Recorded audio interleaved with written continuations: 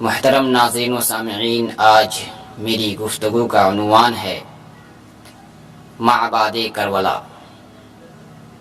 جب انسان کو اللہ تعالیٰ کا خوف نہیں ہوتا تو وہ عظیم سے عظیم تر گناہ کرنے اور بڑے سے بڑا ظلم دکھانے سے بھی وہ خوف نہیں کھاتا۔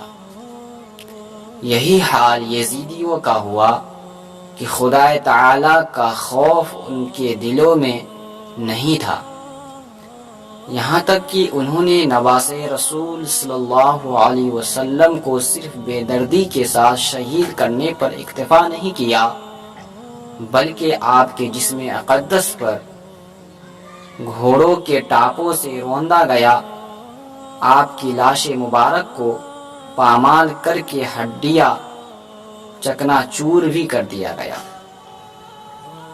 بلکہ امام عالی مقام کا سر مبارک خولی بن یزید کے ہاتھوں ابن زیاد کے پاس بھیج دیا۔ پھر پردہ نشین خواتین اور بیمار زین العابدین کو قیدی بنا کر کوفے کی طرف بھیج دیا۔ امام عالی مقام کا سر مبارک جب کوفہ پہنچا اور بھرے دربار میں ابن زیاد کے پاس لایا گیا تو حضرت امام حسین رضی اللہ تعالی عنہ کے سر مبارک کو ایک تشت پر رکھا گیا۔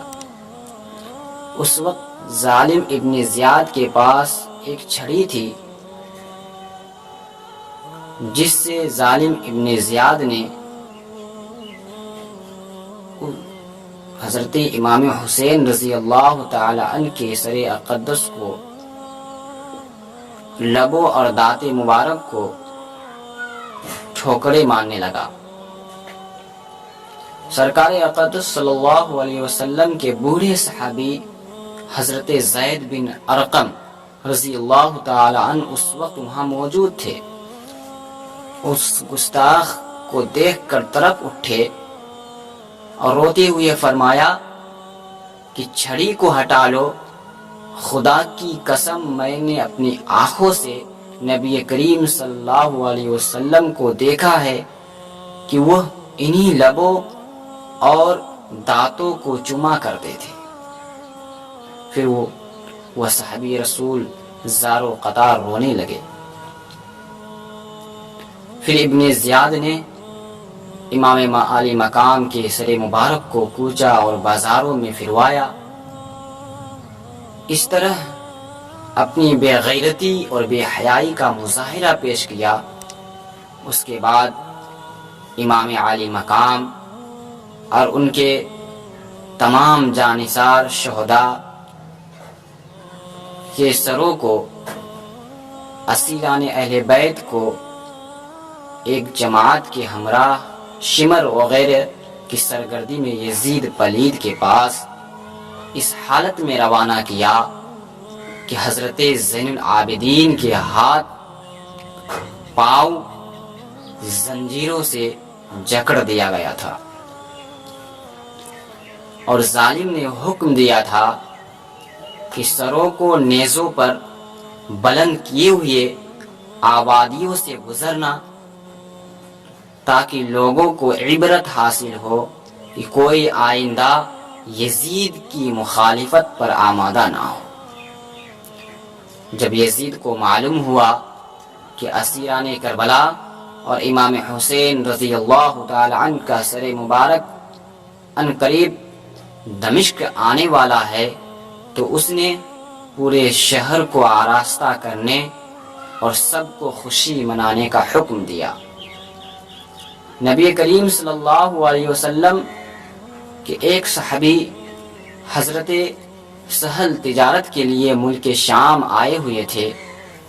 جب وہ دمشق شہر میں داخل ہوئے تو انہوں نے لوگوں سے اس کی وجہ پوچھی تو انہوں نے بتایا کہ اہل عراق نے امام حسین رضی اللہ تعالی عنہ کے سر کو یزید کے پاس بھیجا ہے۔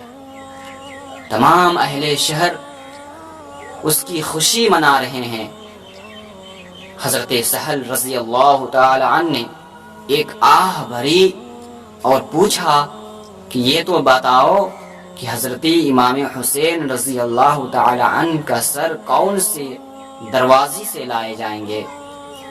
کہا کہ باب الساعہ سے حضرت امام حسین رضی اللہ تعالی عنہ کا سر مبارک لائے جائیں گے۔ آپ اس طرف تیزی سے بڑھے اور بڑی دوڑ دھوپ کے بعد اہل بیت تک پہنچ گئے۔ آپ نے دیکھا کہ ایک سر جو رسول پاک صلی اللہ علیہ وسلم کے سر مبارک سے بالکل مشابہ ہیں نیزے پر چڑھا ہوا ہے، جسے دیکھ کر آپ بے اختیار رو پڑے۔ اہل بیت میں سے ایک نے پوچھا کہ تم کیوں رو رہے ہو؟ حضرت سہل نے پوچھا آپ کا نام کیا ہے؟ فرمایا میرا نام سکینہ بنت حسین ہے۔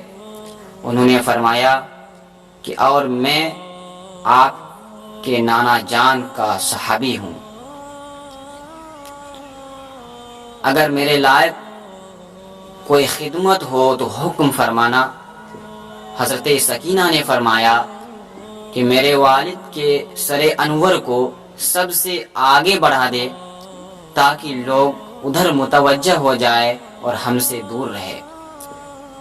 حضرت سہل رضی اللہ تعالی عنہ نے 400 درہم دے کر حضرت امام حسین رضی اللہ تعالی عنہ کے سر مبارک کو مستورات سے دور کر دیا۔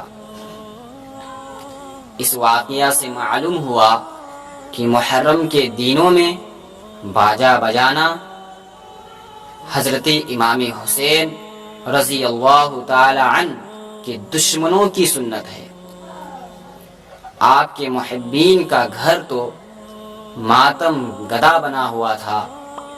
خدا تعالی ہمیں سمجھ عطا فرمائے اور یزیدیوں کے کاموں پر عمل کرنے سے بچائے، آمین ثم آمین۔